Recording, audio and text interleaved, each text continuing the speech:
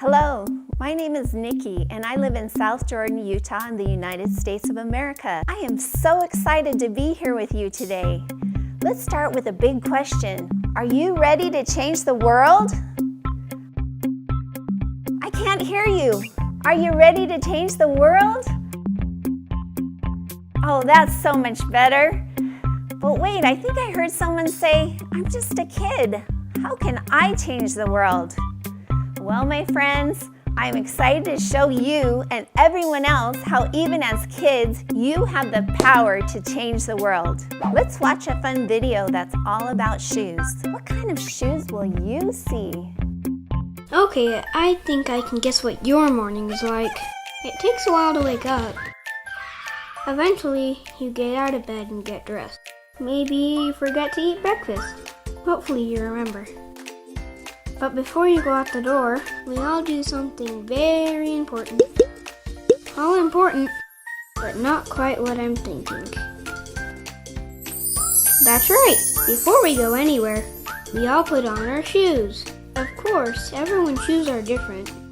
Have you ever thought what it would be like to walk in someone else's shoes? If you put on a pair of cowboy boots, could you imagine riding horses and herding cows? I wonder if cowboys get lonely out there. Could you imagine yourself in sports shoes, being a great basketball player? I wonder if they feel anxious when they play a really important game. What about high heels? Could you imagine yourself as a movie star in front of millions of people, getting a special award? Do you think you might be scared up there? In front of everybody? So when someone says you should try walking in someone else's shoes, that means you try to understand what it would be like to be that person, especially how they might feel inside. Can you imagine what it might be like to walk in these shoes? These shoes are different than all the other shoes we tried on. But what if they were the secret to an amazing adventure? Would you try them on?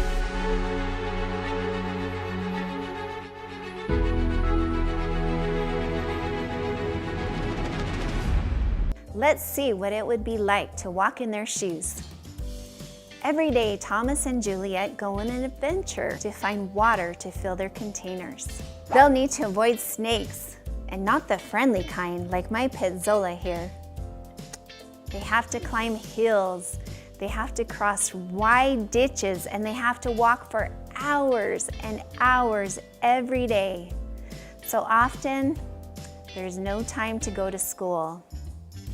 Oh, and did I mention, they have to watch out for crocodiles. How many of you had to watch out for a crocodile the last time you went to get a drink? I don't think so. Your water comes from the faucet, or a drinking fountain, or out of a nice cold bottle from the refrigerator.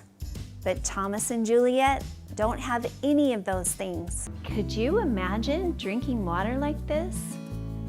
How thirsty would you have to be before you would drink this water? This water comes from the same places that creatures are living, animals are standing, and where people are bathing. Yuck! This water will make a lot of people really sick. Who thinks it's not fair that other kids just like you have to drink this water just because of where they live? How would Thomas's world change with clean water? First, he could go to school instead of walking all day to fetch dirty water. Second, he would have time to play with his friends.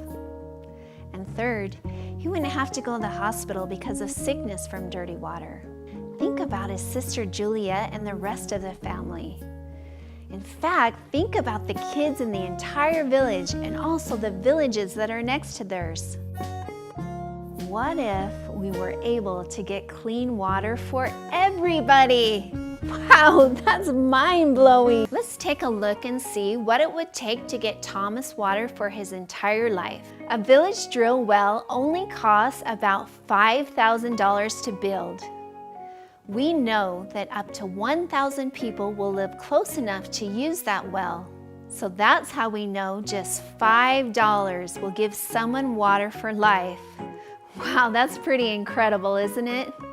Such a small amount can have such a great big impact.